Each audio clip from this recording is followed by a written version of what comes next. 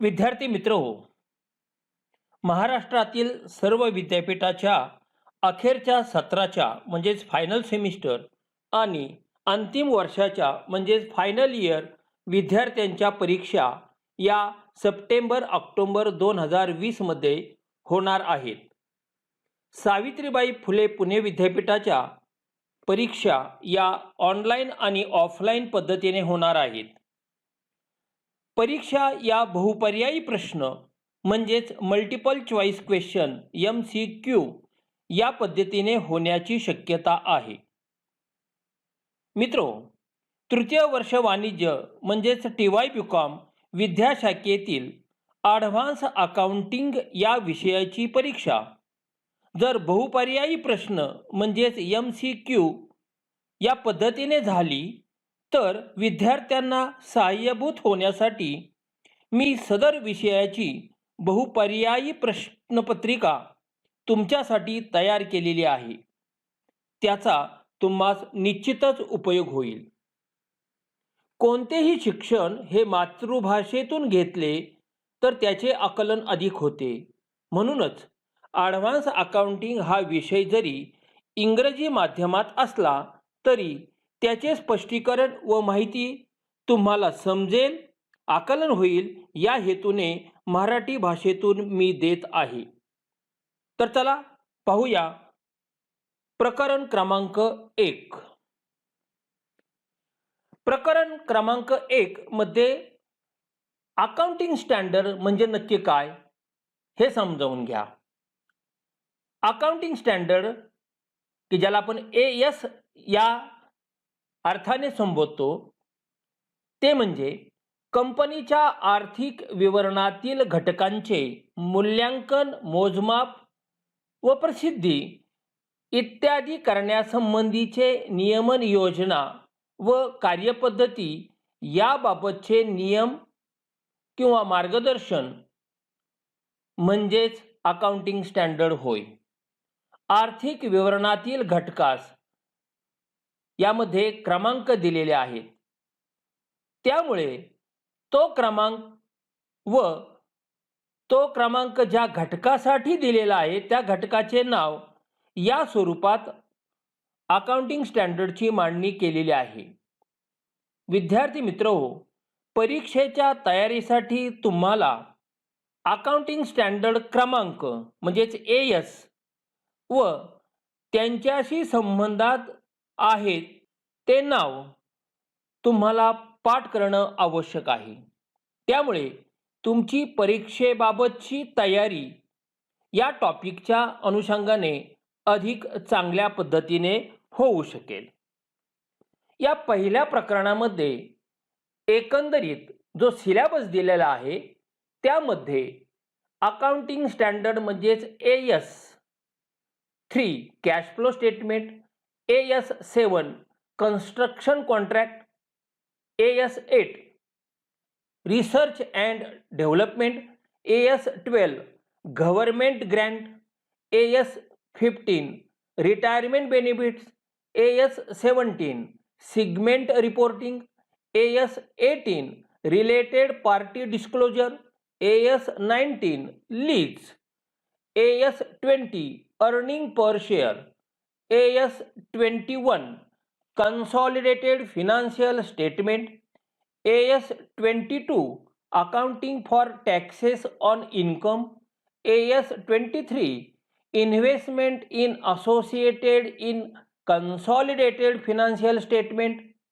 AS24 operations, AS25 interim financial reporting, AS26 intangible assets आणि याच सोबत IFRS म्हणजेच इंटरनॅशनल फिनान्शियल रिपोर्टिंग स्टँडर्ड एवढा सर्व भाग तुम्हाला अभ्यासक्रमासाठी आहे.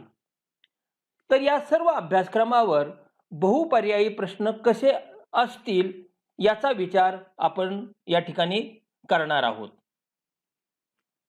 Question number 1. Expenditure on research should be recognised as. आता त्याला 4 ऑप्शन तुम्हाला दिलेले आहेत A, B, C आणि D. त्यातला योग्य ऑप्शन तुम्ही उत्तरादाखल निवडणे आवश्यक आहे. ऑप्शन निवडण्यापूर्वी प्रश्नाचा अर्थ समजून घेणे आवश्यक आहे. या प्रश्नामध्ये रिसर्च एक्सपेंडिचर संबंधीची माहिती दिलेली आहे. आता ऑप्शन निवडताना मुळात रिसर्च एक्सपेंडिचर म्हणजे काय हे तुम्हाला माहित असणं आवश्यक आहे. रिसर्च एक्सपेंडिचर म्हणजे मराठीमध्ये आपण त्याला संशोधनावर होणारा खर्च. आता हा खर्च या 4 कॅटेगरीपैकी कोणत्या कॅटेगरीत मिळतो हे शोधण्यासाठी पुन्हा तुम्हाला कॅपिटल एक्सपेंडिचर म्हणजे काय आणि रेव्हेन्यू एक्सपेंडिचर म्हणजे काय हे पहिलं कळणे आवश्यक आहे. कॅपिटल एक्सपेंडिचर म्हणजे स्थिर स्वरूपाचा होणारा खर्च. जसं आपण म्हणतो जमीन खरेदी करणे, इमारती संबंधी खर्च, मशिनरीवर होणारा खर्च, हे सगळे कॅपिटल एक्सपेंडिचर मध्ये मोडतात. तर खेळत्या स्वरूपाचा दैनंदिन स्वरूपाचा जो खर्च आहे तो रेव्हेन्यू एक्सपेंडिचर या हेड खाली येतो. म्हणजेच आता आपल्याला या 2 बाबी स्पष्ट झालेल्या आहेत. आता जाऊ आपण रिसर्च एक्सपेंडिचर कडे. मग रिसर्च एक्सपेंडिचर हा कॅपिटल एक्सपेंडिचर आहे का? तर नाही. तो आपल्याला दैनंदिन स्वरूपात त्या ठिकाणी करावा लागणार आहे. आणि म्हणून कायमस्वरूपी असा जो काही खर्च आपल्याला डे टू डे बिझनेस ॲक्टिव्हिटीमध्ये करावा लागतो तो आपल्याला रेव्हेन्यू एक्सपेंडिचरमध्ये मोडला जातो. आणि म्हणून याचं जे ऑप्शन आहे ते काय आहे ते आपण या ठिकाणी पाहणार आहोत. A revenue expenditure. Question number 2, internally generated goodwill. Goodwill हे सर्वांना माहिती आहे. आता या गुडविलचे 2 भाग, एक इंटरनली निर्माण केलेले आणि दुसरे एक्सटर्नली निर्माण झालेले. आपण एक्सटर्नली निर्माण झालेले गुडविल आहे ते गुडविल आपण इंटेंजिबल असेट म्हणून ट्रीट करतो. आता राहिला प्रश्न, हा इंटरनली गुडविल असल्यामुळे तो इंटेंजिबल असेट मध्ये जाणार नाही. दुसरा भाग आहे फिक्स असेट. फिक्स असेट आपल्याला सर्वांना माहिती आहे, land, building, plant, machinery, furniture इत्यादी. आणि करंट असेट सुद्धा आपल्याला माहिती आहेत, स्टॉक, डेटर, कॅश एक्सेट्रा. म्हणजे या तिन्हीमध्ये हा इंटरनली जनरेटेड गुडविल हा येत नाही. म्हणजे पर्याय राहतो कुठला? आणि तो म्हणजे C, should be recognise as an asset. आपण ते पाहूया. आता प्रश्न क्रमांक 3, which method of cash flow reporting starts with net profit for calculating cash flow from operating activity. आता यामध्ये तुम्हाला मुळात कॅश फ्लो हे काय हे माहिती पाहिजे आणि ऑपरेटिंग ॲक्टिव्हिटीज हे काय हेही माहिती पाहिजे. व्यवसाय करीत असताना जो व्यवसाय केला जातो त्या व्यवसायासाठी लागणारे भांडवल हे कोणत्या कोणत्या मार्गाने येतात कॅशच्या स्वरूपात आणि कोणकोणत्या मार्गाने खर्च केले जातात, हे येणारा पैसा आणि जाणाऱ्या पैशाचं जे स्टेटमेंट आहे त्याला कॅश फ्लो स्टेटमेंट असं म्हणतात. आता त्याचं रिपोर्टिंग जे आहे ते रिपोर्टिंग 2 पद्धतीने केलं जातं. एक डायरेक्ट मेथड आणि इनडायरेक्ट मेथड. डायरेक्ट मेथड म्हणजे काय? The direct method whereby major classes of gross cash receipt and gross cash payment are disclose. हे झालं तुमचं डायरेक्ट मेथडमध्ये. आता इनडायरेक्ट मेथडमध्ये काय? The indirect method whereby net profit or loss. पुन्हा ऐका, net profit or loss is adjusted for the effect of transactions of a non cash nature. आता ह्या दोन्हींचा भाग पाहिल्यानंतर तुमच्या लक्षात येईल की डायरेक्ट मेथडचं स्वरूप नेचर हे कॅश नेचरचं असतं आणि इनडायरेक्ट मेथडमध्ये नॉन कॅश नेचर आपल्याला दिसून येतं. आणि त्यामुळे आपल्याला हे सांगता येईल की नेट प्रॉफिट और लॉस जो काय असेल तो ॲडजस्ट केला जातो आणि ते डिस्क्लोजर आहे त्यासाठी इनडायरेक्ट मेथड आपल्याला त्या ठिकाणी वापरावी लागते. त्यामुळे या प्रश्नाचं जे उत्तर आहे ते आपण या ठिकाणी पाहू. Indirect method. प्रश्न क्रमांक 4. Cost plus contract is a contract in which price is. तर यामध्ये तुमच्या हे लक्षात येईल की ज्यावेळेस कॉन्ट्रॅक्ट केलं जातं त्यावेळेस त्या कॉन्ट्रॅक्टमध्ये दोन पार्टीमध्ये ज्यावेळेस कॉन्ट्रॅक्ट केलं जातं तर त्या कॉन्ट्रॅक्टमध्ये तुम्हाला काय काम करायचंय, त्याची किंमत किती आहे, त्याची मुदत किती आहे, इतका सर्व भाग त्या ठिकाणी दिलेला असतो. आणि म्हणून त्या अनुषंगाने त्या कॉन्ट्रॅक्टची जी किंमत आहे, उदाहरणार्थ एखादा पूल बांधायचा असेल तर एकंदरीत त्या पुलाचा बांधकामाचा खर्च किती आहे तो ज्यावेळेस निविदा काढली जाते त्यामध्ये तो दिलेला असतो. त्याला आपण म्हणतो कॉन्ट्रॅक्ट प्राइस. आता cost plus contract is a contract in which price is. ती प्राइस कुठली आहे? त्याचं करेक्ट आन्सर आहे ते म्हणजेच not agreed upon in advance. पुढचा प्रश्न आहे प्रश्न क्रमांक 5. Government grant may be related to. या प्रश्नाचं ऑप्शन शोधण्यापूर्वी गव्हर्नमेंट ग्रँट हे तुम्हाला पहिलं माहिती असणं आवश्यक आहे. गव्हर्नमेंट म्हणजे शासकीय अनुदान. हे अनुदान पैशाच्या स्वरूपात दिलं जातं, वस्तूच्या स्वरूपात दिलं जातं किंवा सेवेच्या स्वरूपात दिलं जातं.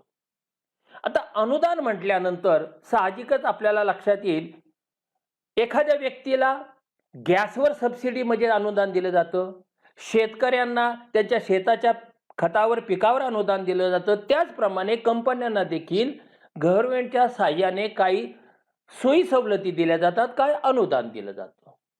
असा जो काय अनुदानाचा जो खर्च आहे तो खर्च हा कशाशी संबंधित आहे? तर फिक्स प्राइसशी संबंधित आहे, रेव्हेन्यू संबंधित आहे, एक्सपेन्सेस संबंधित आहे का नॉन ऑफ द अबव.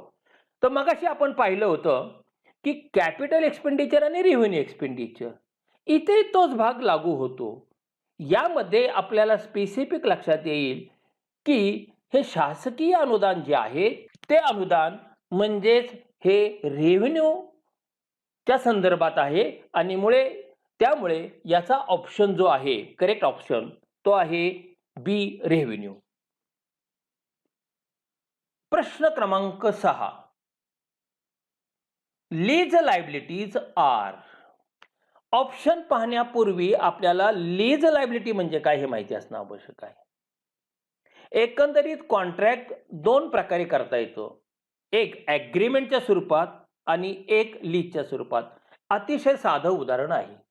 जर तुमचा एखादा फ्लॅट असेल आणि तुम्ही जर तो त्या ठिकाणी भाड्याने द्यायचा ठरवला असेल 1 वर्षासाठी, 6 महिन्यासाठी, 2 वर्षासाठी, तर त्यासाठी तुम्ही त्या भाडेकऱ्याबरोबर ॲग्रीमेंट करता. त्या ॲग्रीमेंटच्या नुसार तो भाडेकरी तुम्हाला पैसे देत असतो. त्याच पद्धतीने जर तो फ्लॅट किंवा ती प्रॉपर्टी जर दीर्घ कालावधीसाठी द्यायची असेल तर तिथे ॲग्रीमेंट करून चालत नाही, तर तिथं लीज करावी लागते. याचा अर्थ असा की ही लीज लायबिलिटी जी आहे, जी लीज केलेली आहे, जे ॲग्रीमेंट केलेलं आहे त्याच्या अनुषंगाने जे काही देणं आहे हे देणं कसं आहे? ते लॉंग टर्म आहे का? फक्त लॉंग टर्म आहे का? नाही. ते करंट आहे का? फक्त आत्तापुरतं आहे का? नाही. मग ते कसं आहे? तिसरा भाग आपण त्यामध्ये पाहणार आहोत. तो म्हणजे काय? ते फिक्स आहे का? नाही. कारण त्या लायबिलिटीमध्ये बदल होऊ शकतात. मग ते कसं आहे? तर ते स्प्लिट बिटवीन ए अँड बी. वरचं जे ए आणि बी आहे त्यामध्ये ते स्प्लिट केलेलं असतं आणि म्हणून राईट आन्सर जे आहे ते म्हणजे split between A and B. Question number 7. Ledgers shall record asset given under a finance lease. आता जो देतो त्याला लेजर म्हणतात, जो घेतो त्याला लेजली म्हणतात. देणारा जो काय आहे फायनान्सच्या संबंधात असेल तर तो फायनान्स जो आहे तो दुसऱ्याला देतो, ती त्याची असेट आहे. उदाहरणार्थ बँकेकडून आपण ज्यावेळेस कर्ज घेतो त्यावेळेस बँक ही लेजर असते. मग बँक आपल्या अकाउंटमध्ये जे कर्ज दिलेलं आहे त्याची नोंद काय म्हणून करते, तर निश्चितपणे ते बँकेला येणं असलेली रक्कम आहे. ज्या व्यक्तीला ते कर्ज दिले त्याच्याकडून ते येणं आहे, रिसिव्हेबल आहे. आणि म्हणून ही जी काय असेट आहे ती असेट जी रेकॉर्ड केली जाते ते रिसिव्हेबल येणं आहे या अर्थाने. आणि म्हणून त्याचा राईट ऑप्शन आहे as a receivable. Question number 8. The cost of intangible assets comprises. Intangible asset पहिलं काय आहे हे तुम्हाला पाहणं आवश्यक आहे. इंटँजिबल असेट म्हणजे अदृश्य स्वरूपाच्या, जसं आपण गुडविल म्हणतो, पेटेंट म्हणतो, बरोबर आहे का. हे जे काय त्याची जी काही कॉस्ट आहे ती कॉस्ट म्हणजे काय, तर ऑप्शन दिलाय ए परचेस प्राइस आहे का, नाही. दुसरा इम्पोर्ट ड्युटीज हे त्यामध्ये आहे का, ते आपण थोडा वेळ बाजूला ठेवू, पुढचा भाग घेऊ. जनरल ऑफिस ओव्हरहेड आहे का ते, तर नाही. आणि शेवटचा ऑप्शन आहे नन ऑफ द अबाव, वरीलपैकी कोण नाही का, तर आहे, निश्चित आहे. काय, B import duties. Question number 9. And enterprises should present basic and diluted earnings per share. पहिले दोन तर आपण विचारात घेऊ. मुळात अर्निंग पर शेअर म्हणजे काय हे आपल्याला माहिती असणं आवश्यक आहे. ज्या वेळेस एखाद्या कंपनीचे मी 100 रुपयाचा एक शेअर घेतलेला असेल, जी काही मी इन्व्हेस्टमेंट शेअरच्या स्वरूपात केलेली आहे, ते करण्यामागचा उद्देश म्हणजे त्या इन्व्हेस्टमेंट पासून मला काहीतरी लाभ व्हावा, त्याला म्हणतो आपण अर्निंग. मग कंपनीचा जो शेअर घेतलेला आहे त्या शेअरपासून मला लाभांशाच्या स्वरूपात, डिव्हिडंडच्या स्वरूपात त्या ठिकाणी उत्पन्न मिळणार. मग हा डिव्हिडंड कसा दिला जातो, तर हा डिव्हिडंड दिला जातो प्रॉफिटच्या स्वरूपात.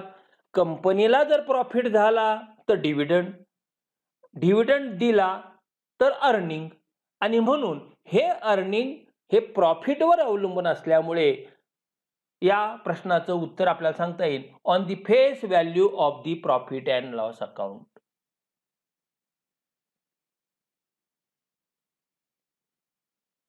Question number 10. IFRS 10 deals with. आता या प्रश्नाचं तुम्हाला उत्तर शोधण्यापूर्वी सुरुवातीलाच मी सांगितलेल्या पद्धतीने तुम्ही अकाउंटिंग स्टँडर्डचे नंबर आणि त्यांची नावं ही पाठ करणं आवश्यक आहे. तसंच IFRS यांची सुद्धा ते नंबर आणि त्यांची नावं, जसं AS3, AS4 हे तुम्ही अभ्यासलेले आहेत, त्याच पद्धतीने IFRS जे दिलेलं आहे तो नंबर आणि त्याचं नाव तुम्हाला जर लक्षात असेल तर तुम्हाला ऑप्शन ताबडतोब कळू शकतो. या ठिकाणी प्रश्न आहे IFRS 10 डील्स विथ हे कशाशी संबंधित आहे, 10 नंबरचा IFRS. आता या चार पैकी तुमच्या लक्षात असेल किंवा तुम्हाला पाठ असेल तर तुम्ही उत्तर देऊ शकता. ए कन्सॉलिडेटेड फिनान्शियल स्टेटमेंट, याचाच अर्थ तुम्हाला हे नंबर आणि नाव पाठ असणं आवश्यक आहे. Question number 11. IFRS 13 deals with हे कशाशी संबंधित आहे, IFRS 13. तर हे 13 जे संबंधित आहे ते फेअर व्हॅल्यू मेजरमेंटशी संबंधित आहे. Question number 12. Accounting standard. आता अकाउंटिंग स्टँडर्ड सुरू झालेले आहेत, त्याचे नंबर आणि नाव हे माहित असेल तर तुम्ही उत्तर पटपट त्या ठिकाणी लिहू शकता. अकाउंटिंग स्टँडर्ड 3 डील्स विथ, तर यातलं अचूक उत्तर आहे cash flow statement. Question number 13. Accounting standard 15 deals with, तर यामध्ये हे अकाउंटिंग स्टँडर्ड 15 नंबरचं जे आहे ते employees benefit in the financial statement of employers यामध्ये ते समाविष्ट आहे. Question number 14. Accounting standards 19 deals with. यापैकी 19 नंबरचं अकाउंटिंग स्टँडर्ड हे लीजच्या बाबतीत असल्यामुळे ऑप्शन आहे आपला lease. Question number 15. Accounting standard 25 deals with.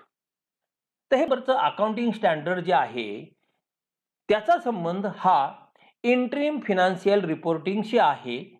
त्याच्यामुळे ऑप्शन डी हे आपलं समर्पक उत्तर राहणार. Question number 16. Accounting standard 7 deals with. तर हे 7 नंबरचं अकाउंटिंग स्टँडर्ड आहे ना, हे कन्स्ट्रक्शन कॉन्ट्रॅक्टशी निगडित असल्यामुळे साहजिकच बी हा आपला या ठिकाणी ऑप्शन होऊ शकेल. Question number 17. Accounting standard 12 deals with. 12 नंबरचा अकाउंटिंग स्टँडर्ड जे आहे ते गव्हर्नमेंट ग्रँटशी रिलेटेड असल्यामुळे आपलं उत्तर राहणार आहे D, government Grant. Question number 18. Accounting standard 8 deals with. 8 नंबरचं जे अकाउंटिंग स्टँडर्ड आहे ते रिसर्च अँड डेव्हलपमेंटशी संबंधित असल्यामुळे बी हा आपला ऑप्शन त्या ठिकाणी होऊ शकेल. Question 19. Accounting standard 18 deals with. 18 नंबरचं अकाउंटिंग स्टँडर्ड हे कशाशी संबंधित आहे? तर हे 18 नंबरचं अकाउंटिंग स्टँडर्ड हे रिलेटेड पार्टी डिस्क्लोजरशी संबंधित असल्यामुळे सी हा आपला या ठिकाणी ऑप्शन राहू शकतो. Question number 20. Accounting standard 20 deals with. 20 नंबरचं अकाउंटिंग स्टँडर्ड हे अर्निंग पर शेअरशी संबंधित असल्यामुळे आपलं अचूक उत्तर राहणार आहे ते म्हणजेच डी, अर्निंग पर शेअर. आणि शेवटचा क्वेश्चन आहे question number 21. Accounting standard 22 deals with. 22 नंबरचं अकाउंटिंग स्टँडर्ड कशाशी रिलेटेड असेल, कशाशी संबंधित आहे? तर हे 22 नंबरचं अकाउंटिंग स्टँडर्ड हे accounting for taxes on income याच्याशी संबंधित असल्यामुळे ते आपलं अचूक उत्तर राहणार आहे. हा सर्व भाग पाहिल्यानंतर एक गोष्ट तुमच्या लक्षात येईल. जर तुम्ही अकाउंटिंग स्टँडर्ड नंबर आणि त्याचं नाव, IFRS नंबर आणि त्याचं नाव हे जर तुमच्या लक्षात असेल तर यातल्या बहुतांशी प्रश्नाची उत्तरं तुम्ही देऊ शकाल. आणि म्हणून सर्वप्रथमतः तुम्ही ही नंबर आणि त्याचे नाव हे लक्षात राहण्यासाठी तुम्हाला ते पाठांतर करणे आवश्यक आहे. त्यामुळे ते तुम्ही पाठ करा, म्हणजेच या टॉपिकमधला बराचसा भाग हा तुम्हाला सोयीचा जाऊ शकेल. पुढच्या भागामध्ये आपण अशाच पद्धतीने MCQ पाहणार आहोत. टॉपिक आहे आपला final accounts of banking company.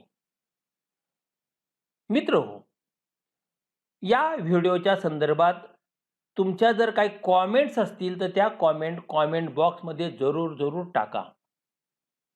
त्याला समर्पक, सकारात्मक असं योग्य उत्तर त्या ठिकाणी दिलं जाईल. आणि या व्हिडिओला लाईक करा आणि माझ्या चॅनलला सबस्क्राईब करा. त्याचप्रमाणे तुम्हाला जर अधिक माहिती त्या ठिकाणी काय आवश्यक असेल तर तुम्ही खालील दिलेल्या माझ्या ईमेलवर संपर्क साधू शकता. धन्यवाद.